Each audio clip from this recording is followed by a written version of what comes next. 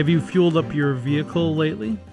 Yeah. Yeah, down, right? Down Itty 7%. bitty. Yeah, Right. well, you got a small car, but yes, 7% is what fuel prices were down in July, and that kind of lent into the CPI report that we got this week when it appears that CPI may be cooling off. Right, and it's important to distinguish between year-over-year and month-to-month increases. On a year-over-year basis, the CPI is still up 8.5%, but on a month-to-month basis, it was actually lower. And that's important because the president cited that when he said that there's no inflation out there. That's not technically accurate, but both the PPI and the CPI hard data confirm that inflation may very well have peaked. Yeah, and if it did peak, we're going to find out for sure in the next couple of months because we have, as you said, month over month, but we have year-over-year comparisons that are going to roll off in the next 60 and 90 days. That's right, and that's a key point because even though the CPI and PPI are moderating, prices are still significantly above where they were a year ago.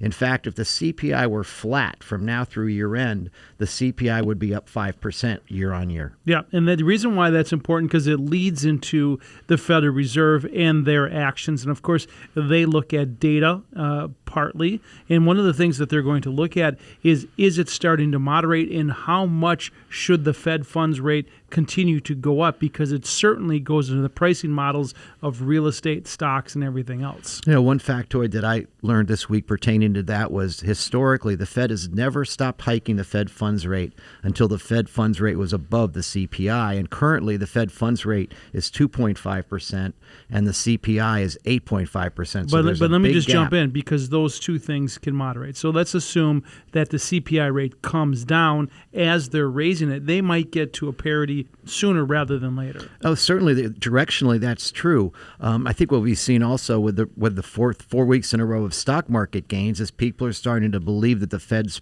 hiking policy is close to finished or fairly close to finishing.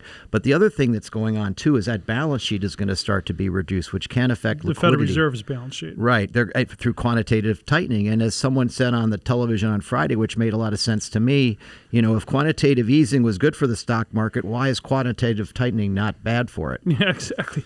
So quantitative tightening is upon us, and they're going to start letting some of these bonds roll off, which is taking more liquidity out of the market. And so that is interesting because we have seen, as you said, a significant rally. Small cap stocks up now 20%. You could argue that they are now in a new bull market, and the S&P 500 up about 15% and not far behind. Right. We've had a tremendous rally since the middle of June. We talked about positioning being extraordinarily conservative on the part of institutional investors with the lowest asset allocation to equity since the great financial crisis and a lot of cash. So there is some sense of fear of missing out right now because the markets, after a tremendous July, have continued to follow through in August. And so we start to look at those portfolios, folks, and say, where should you be overweighted? And there's a lot of new news that have come out. Let's sans the Mar-a-Lago debate, but the CHIPS Act, of course, was signed, and that means more money going to semiconductors. There is a move to onshore more and more,